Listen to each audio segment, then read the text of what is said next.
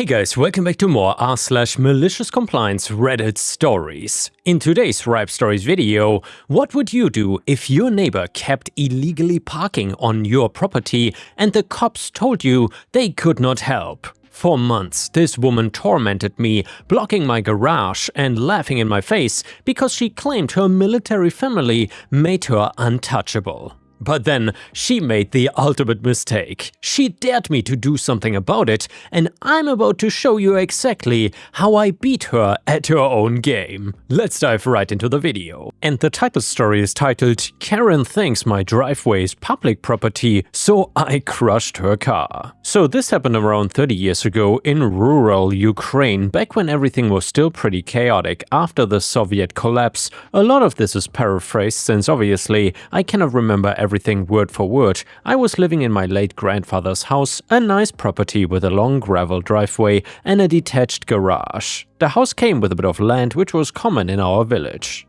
Most importantly for this story, the property line was clearly marked with an old stone fence that had been there since before I was even born. My neighbor was this woman I will call Karen, obviously not her real name, but now it fits perfectly, and she was probably in her late 40s, lived alone except when her adult son would visit, and Karen had this beat-up old Lada that was probably older than both of us combined. The thing was literally falling apart, rust everywhere, one door that didn't close properly, and it leaked oil like you wouldn't believe. But Karen drove that piece of junk like it was a luxury car, and the problem started almost immediately after I moved in. I'd come home from work to find Karen's car parked right in my driveway, not near the property line, mind you, not accidentally over it, just smack dab in the middle of my driveway, blocking my access to the garage. The first time it happened, I figured it was just a mistake. I walked over to her house and knocked on the door, and Karen answered with this immediately defensive attitude, arms crossed before I even said anything. "What?" she demanded. "Hi, I'm your neighbor from the house with the stone fence. I think you might have accidentally parked in my driveway." Karen looked at me like I was speaking Chinese to her. "I don't see any problem." "Well, your car is blocking my garage and I cannot get my car out." She shrugged. "I don't see the problem," she repeated. "It's just a driveway." I tried to stay polite. "Well, it is my driveway on my property, so could you please move your car?" "Fine, whatever," she said and slammed the door. 20 minutes later, she moved the car. I thought that was the end of it, but boy was I wrong. The next week, the same thing. Karen's rust bucket was parked in my driveway again, but this time when I went to talk to her, she had this smug little smile on her face. "Oh, it's you again," she said. "What's the problem now?" "The same problem. Your car's in my driveway." "I needed to park somewhere." "My driveway was blocked." I looked over at her driveway. It was completely empty.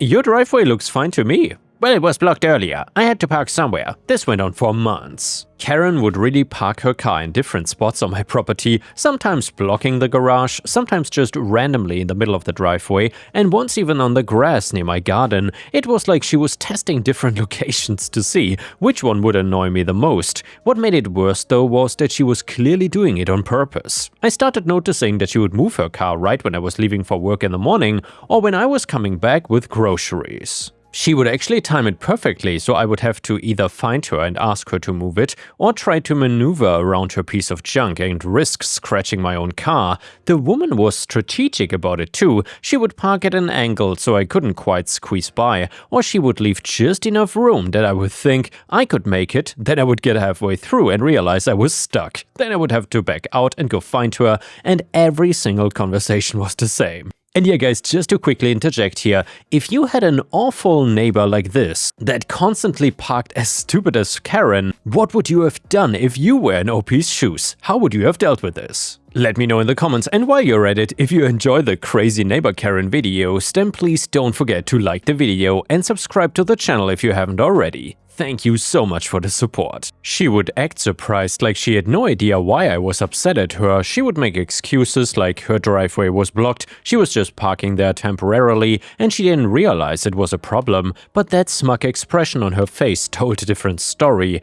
After about 2 months of this, I decided to try involving the authorities. I called the local police station and explained the situation. The officer who came out was this tired-looking guy who clearly had better things to do than this. He looked at the car, looked at the property line, talked to both of us, and Karen put on this innocent act claiming she thought it was okay to park there sometimes, that we were neighbors and should help each other out. That officer told me there's nothing he can really do since we don't have clear evidence of the car being there without permission. It is just her word against yours about whether she has some kind of arrangement to park there. He explained to me privately, great, so Karen could basically park wherever she wanted as long as she claimed I said it was okay. I tried to document things after that, but it was hard to prove anything concrete. Karen would always claim she had permission or that it was temporary, and she was smart enough to never put anything in writing, and whenever neighbors were around she would act all friendly and neighborly. The situation escalated when Karen started leaving trash around her car, food wrappers, cigarette butts, once even an empty vodka bottle. When I confronted her about it, she denied it was hers. Maybe it was the wind. She said that with that infuriating smile. Trash blows around, you know. The wind blew trash out of your car? I don't know where that trash came from. Prove it was from my car. This became her new favorite phrase. Prove it.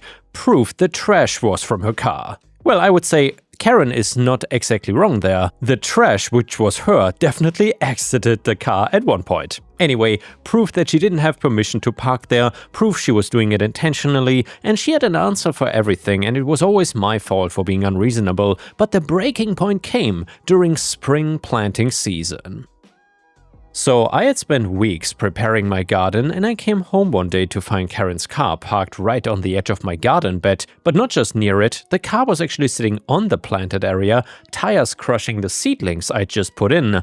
I was furious. I marched over to her house and pounded on the door. What the hell do you think you're doing? I demanded when she opened the door. What do you mean? Same innocent act. Your car is parked on my garden. You crushed my plants. Oh, that one. I needed somewhere to park. I didn't think a few plants were such a big deal. Those plants are on my property. You cannot just drive wherever you want. Karen's expression changed then. The fake innocence dropped and I saw the real smugness underneath. Well, actually, I can park wherever I want. My son is in the military and I know my rights. There's nothing you can do about it. Your son being in the military does not give you the right to trespass my property. Doesn't it? She said with a nasty smile. My son has connections. Important connections. You really want to make an enemy out of someone like that? I was so angry, I could barely speak. Move your car now. Or what? What are you gonna do about it, huh? Karen stepped closer, getting right in my face. You wanna take action against my car? Go ahead and try. I dare you to touch it, I dare you. But I'm warning you, I'm protected. My son makes sure of that. You cannot touch me or my property. Fine, I said. Fine, I remember that you said that. I walked away, but her words kept echoing in my head. She dared me to touch her car. She literally dared me to do something about it. That night, I couldn't sleep. I kept thinking about what Karen had said about her dare. She was so confident, so smug, so sure that I wouldn't do anything. She thought her military son made her untouchable, and the next morning I started asking around the village. I talked to older neighbors, people who had lived here longer than me. I asked about property rights, about what you could do when someone abandoned a vehicle on your land. And the answers I got were all over the place. Some people said call the cops, others said take matters into your own hands. Nobody really seemed sure what the laws were, which wasn't surprising given how chaotic everything still was back then, but one conversation stuck with me. My neighbor Mikhail, an older guy who had lived here his whole life, told me something interesting. You know, he said, back in the day, if someone left something on your property long enough, it became yours. Abandoned property, they called it. If they don't come get it, you make it clear you want it gone, and well, he shrugged. Finders keepers. How long is enough? I asked. Depends, but if someone parks on your land and you tell them to move it and they refuse, and then they keep parking there, it sounds like they're abandoning it to me. That got me thinking. Karen had been parking on my property for months. I'd asked her repeatedly to stop and she had refused, and she even dared me to do something about it. Maybe it was really time to take her up on that dare. I started making some calls. I asked around a bit about who handled vehicle removal in our area, and back then there wasn't really an official towing service like you would find in a big city, but there were a few guys with trucks who could haul away junk cars for scrap metal. The scrap was worth something, even if not much, and I found this guy Victor who had a flatbed truck and did odd jobs around the village. I explained the situation to him, how someone had abandoned a car on my property, how I had asked them repeatedly to remove it, how they had refused, and "You sure it's abandoned?" Victor asked. They told me they are not moving it, they dared me to do something about it, and I would say that counts as abandoning it. Victor scratched his beard. Well, if it's on your property and they won't move it, that is your business. I can haul it away, but I'll need to take it to my buddy's scrapyard outside of town. Once it is there, if nobody claims it in a few days and pays the storage fees, he will crush it for scrap. How much do the storage fees cost? More than that old Lada is worth, I guarantee you that. Perfect. I waited for the right opportunity. It came the following Tuesday. Karen had parked her car right in front of my garage door again. I saw her leave on foot to go to the village market. She usually spent at least 2 hours there gossiping with the other women. So I called Victor. 20 minutes later, his flatbed truck rumbled up my driveway. Victor looked at the Lada and shook his head.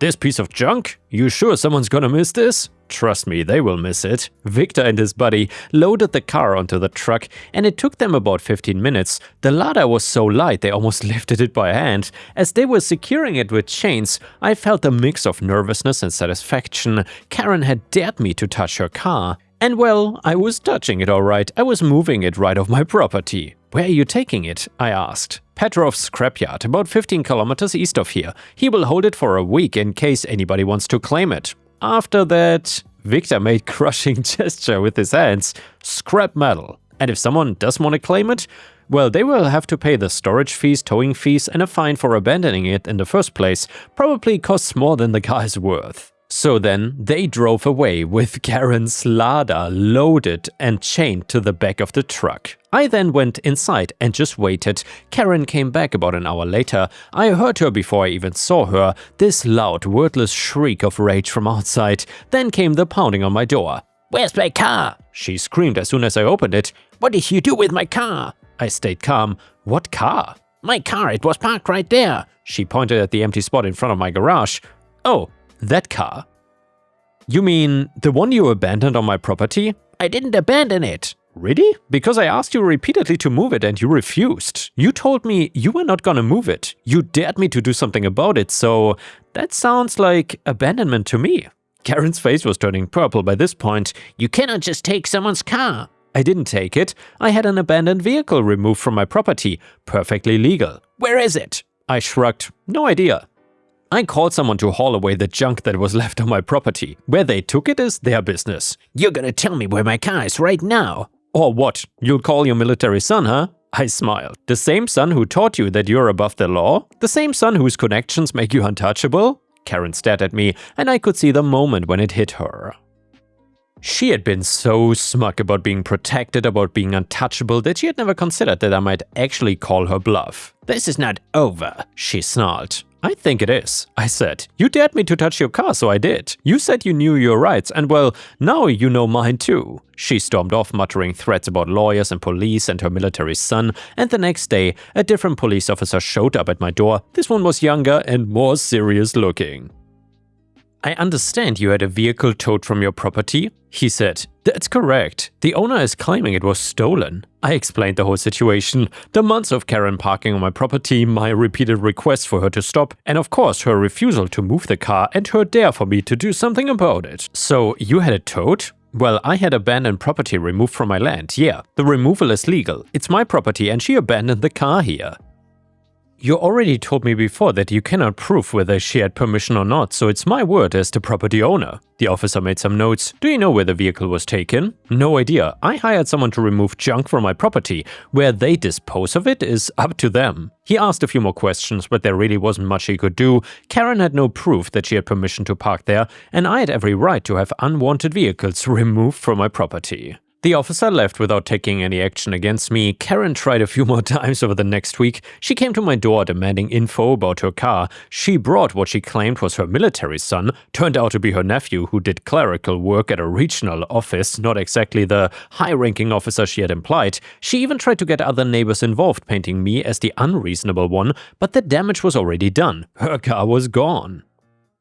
About 10 days later, Victor stopped by my house. "Thought you would want to know," he said with a grin. "Nobody claimed that Lada. Petrov crushed it yesterday. Got about 50 rubles worth of scrap metal out of it." 50 rubles, that's it? Yeah, that's generous, half of it was just rust. I felt a deep satisfaction hearing that. Karen's precious car, the one she had used to torment me for months, the one she had been so smug about parking wherever she wanted, was now a cube of compressed metal sitting in a scrapyard. The best part was, though, that Karen never found out exactly what happened to it. Victor and I never told her where it was taken. For all she knew, her car could have been anywhere. She literally spent weeks driving around to different villages asking if anyone had seen her Lada, getting more and more frustrated as time went on. And yeah guys, what can I say? I appreciate the efficiency of Ukrainian recycling. Turning a neighborhood dispute into 50 rubles of scrap metal is excellent resource management. It's a shame about the seedlings though, those tomatoes had a brighter future than that car. And a user from Reddit said, "This is a lovely tale of community development. You cleared up a parking hazard, supported Victor's local towing business, and contributed to Petrov's recycling initiative, and gave Karen a new hobby of walking. Everyone wins, except the Lada." And now a slightly more unhinged Reddit comment. This one said, "Are you actually insane? You literally destroyed a family's primary asset in 1990s Ukraine over some stupid seedlings. Do you have any idea what a car, even a rusty Lada, meant to people back then? That was probably her late husband's or her entire life savings, and you essentially financially ruined an elderly woman because you could not handle a minor neighbor dispute like an adult. You are a sociopath." And yeah guys, I'm not sure if I would agree with that comment. Either way, let me know your opinion about this in the comments.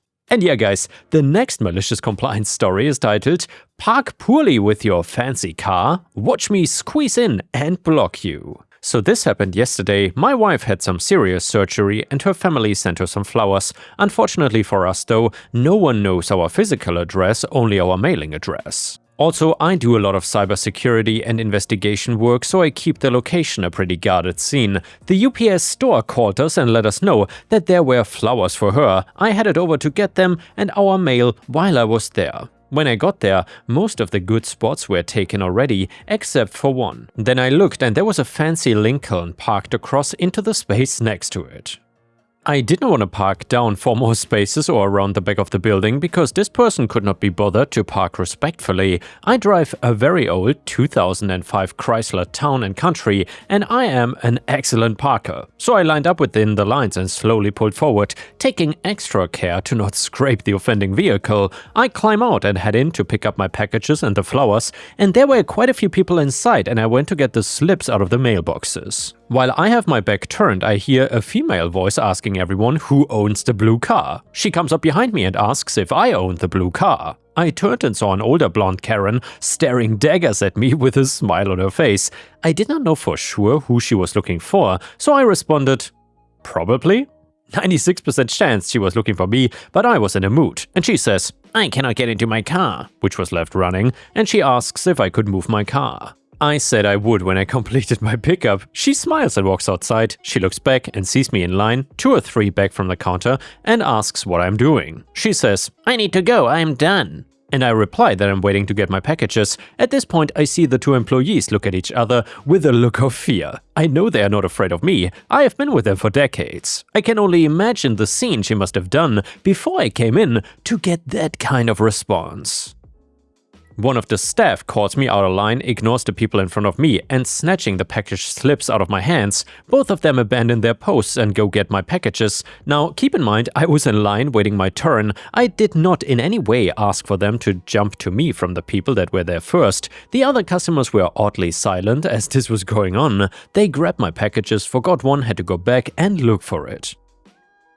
When I stepped forward to sign for the flowers, Karen was standing there with her arms crossed and tapping her foot right next to the signature pad, like so close I would have had to lean on her to sign. I made a motion for her to step back and she just stared at me, then at the pad, and I stepped back and told her I had 3 hours and asked if she did. Karen huffed and took a half step back. I rolled my eyes, stepped in to sign, and Karen says loudly, "I'll get the flowers for you." Which she did. She snatched the vase and walked to the door. I knew she wasn't going anywhere and there would be hell to pay if she accidentally dropped them. I signed for the rest of my packages and walked around her car to get to the back of my car, and I let her hold the flowers because the packages were large and awkward. Chuckle, I needed an extra hand anyway. I loaded up and braced the flowers, and she's now standing directly behind her car and tapping her foot. I closed the trunk and went to get in my car. Looks like you cannot get in either, she caught, because the car on the other side was kinda close, but it was within the lines. It had been there when I arrived and parked.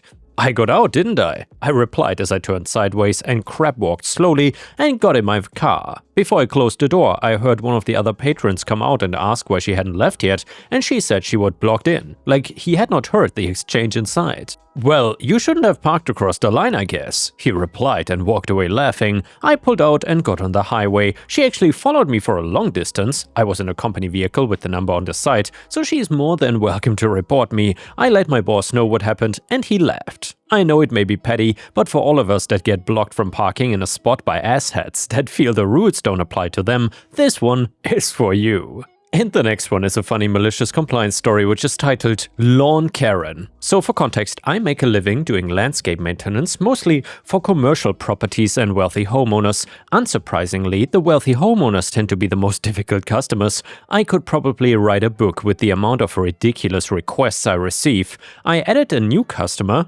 Karen, real name, to my weekly route recently, and the first visit to her home was yesterday. Using Google Maps, I bid the property for 1 hour of work, and when I showed up, the place was a mess. It had not been serviced in months. I spent 2 hours making this place look about as perfect as I could. I cleaned up 2 half-dead palm trees, trimmed all the bushes, mowed, edged, trimmed, cleaned up all the leaves I was able to. In short, I did everything I could. Well, an hour later, Karen calls my company, aka me, to complain about the work that was done. Apparently, me, blew leaves into the corner of her property and left them, and well, that is complete BS, but okay, I will entertain her nonsense. The leaves in question were already in the back corner of the property, embedded in the pine straw, as they'd been there for quite a while. Standard practice is blowing out any loose leaves from garden beds and mulching or bagging them, which had been done. Karen really didn't want to hear reason when I tried to explain this though, and insisted that I send someone out to get the remaining leaves. I went back and got every leaf off of her property, including over 75% of the pine straw. Of course, she called again to complain about her missing pine straw, at which point I reiterated the same thing I told her before. I let her know I'd be happy to replace the pine straw for $400. Well, I have not heard back yet. And yeah guys, thanks for watching. Please check out my playlist on the left and I will see you again tomorrow.